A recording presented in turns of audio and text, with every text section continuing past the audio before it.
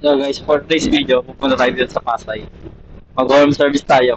Yung customer natin magpapakabit ng mini driving light saka ES na nabili niya kay Bergie. So, ES or engine support. Punta na tayo ngayon. 16 minutes, dito na tayo. Samahan niyo ako. Today is June 28.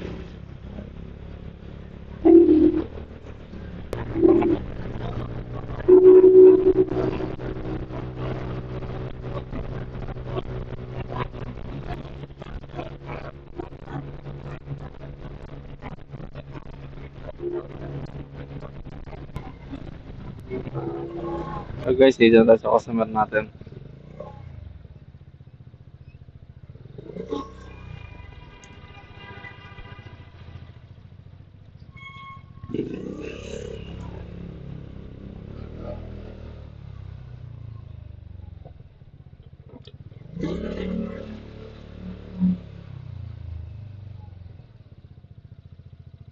Dito eh.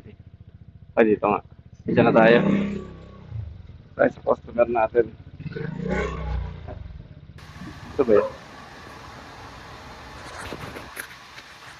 Guys, tatanggalan natin yung ng mga stock na engine support. Ito yung bago. Yung papalit. Ito yung luma. Guys, nakabit na natin yung engine support na sir. Ayan, nakabit na natin. Ito 2.5 gallon keyboard. Ngayon, yung air filter kasi hindi siya plug-in, kailangan mo ng bracket dito para nakapasok kasi tatama yung stock na shock. Bali mag-upload siya ng mushroom saka engine breather. Yun lang. Kakabit siya ng spinner, pan spinner. Guys, kabit na nga rin niya ito, CNC. So tinanggal natin yung gulong para makapasok ito dito. Kasi yung brake arm universal to guys, and nakabit niya na rin. Guys, nakabit na natin ng CNC. Medyo madugo lang sa tamang adjust. Ayan, tamang adjust lang dito. Dito fix na. Pan spinner naman. Guys, nakabit na natin yung CNC nya. Next, pan spinner para doon. Tapos MDL.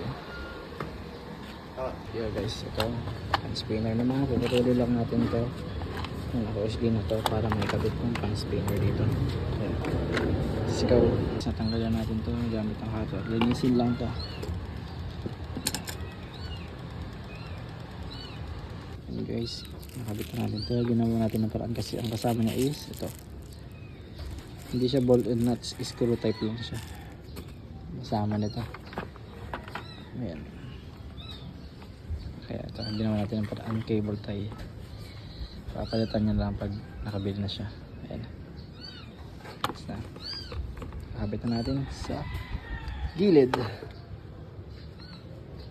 Here guys, tapos kasi ginagawa natin, nakabit na natin yung mini driving light niya. Ayan. Set yung wirings. Yun, sa switch. So, balik lang natin nakatapos. Review ko ulit yung mga kinabit natin. So guys, tapos na natin gawin tong motor na to.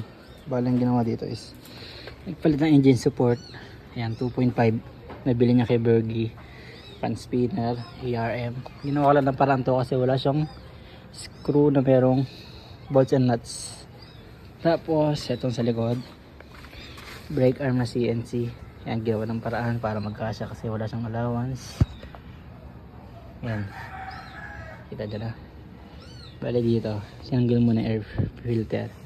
Kasi sasabit sa shock. Kailangan niya ng bracket paloob or magpalit siya ng mushroom with ram air ng wave. Tsaka ito pa, magpalagay din siya ng MDL. Yan. Yan yung MDL. Bali yan lang guys. Kung gusto nyo rin ito, PM nyo ako sa page ko. Yun lang, ride safe.